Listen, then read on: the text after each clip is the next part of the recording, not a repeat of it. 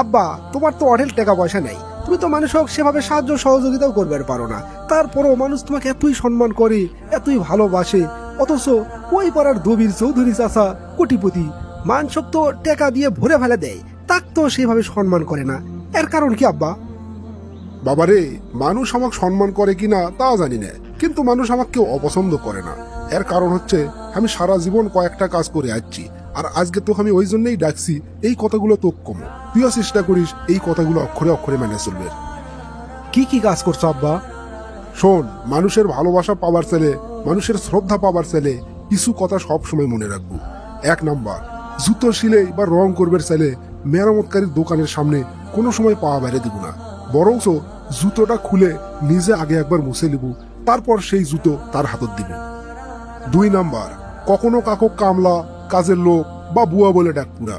মনে রাখিস তারাও কারো না কারো ভাই বোন, মা বাবা, তাদেরও সম্মান দিয়ে ডাকিস। নাম্বার 3, বয়স, শিক্ষা, পদ বা পদবীর দিক থেকে কেউ যদি ছোট হয়ও কখনো তাকে ছোট করে দেখা যাবি না, হলে তুই নিজেই ছোট হয়ে যাব। নাম্বার 4, পড়াশোনা করে জীবনে উন্নতি কর, কিন্তু কারো ঘাড়ত পা দিয়ে উপরে ওঠার চেষ্টা করিস না। নাম্বার 5, কাকো সাহায্য করে কোনোদিন পিছন দিকে ফিরে তাকাবো না, তাহলে তাই লজ্জা পাবি। 6 নাম্বার, সব সময় পাওয়ার চেয়ে দেওয়ার চেষ্টা করিস বেশি, মনে রাখিস প্রদানকারীর হাত সব সময় উপরেই থাকে। নাম্বার 7, এমন কোনো কাজ করিস নে যার কারণে তোর আর তোর পরিবারের উপর মানুষ আঙ্গুল তোলার সাহস পায়। নাম্বার 8, ছেলে হয়ে যখন জন্ম লিছু সব সময় তোর দায়িত্ব পালন করাই লাগবি, সুতরাং দায়িত্ব এড়ে যাওয়ার অভ্যেস তৈরি করিস নে, সবসময় দায়িত্ব পালন করার অভ্যেস তৈরি করব। 9 নাম্বার, তোর কি আছে, তোর শিক্ষাগত যোগ্যতা কি তা কিন্তু তোর গাওত লেখা নাই, কিন্তু তোর ব্যবহারেই দেখা যাবি তোর পরিবার কোন জায়গাত আছে। নাম্বার 10, কখনো মায়ের কথা শুনে বউকে এবং বউয়ের কথা শুনে মাও বিচারের কাঠ গড়ার দাঁড় করাস নে, কারণ তুই কাউকেই ফেলে দিবে পারবো না। নাম্বার 11, কারো বাসায় দাওয়াত খাবার গেলে আগেই বাড়ির 2 মুঠো ভাত খেয়ে যাস, অন্যের পাতিলের ভাতের আশায় জান থাকিস না কোনোদিন। 12 নাম্বার, কারো বাসার খাবার নিয়ে সমালোচনা করিস নে, কেউ কোনোদিন খাবার ইচ্ছে করে বিস্বাদ করার চেষ্টা করে না, সবসময় চেষ্টা করে অতিথিদেরও ভালো খাবারই দেওয়ার। নাম্বার 13, বড় হওয়ার জন্য লয়, মানুষ হওয়ার জন্য চেষ্টা কর, মানুষ হওয়ার জন্য লেখাপড়া কর, বড় বড় চাকরির আশায় লেখাপড়া করার কোনো দরকার নাই।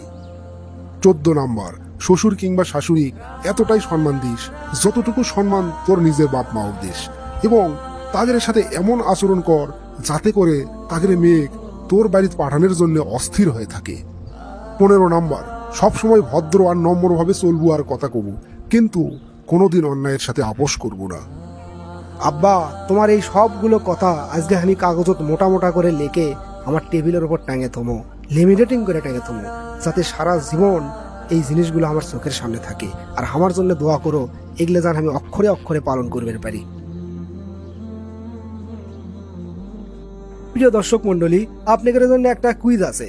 কন্ত পবিত্র কোরআনের মধ্যে সবচেয়ে ফজিলতপূর্ণ আয়াত কোনটি?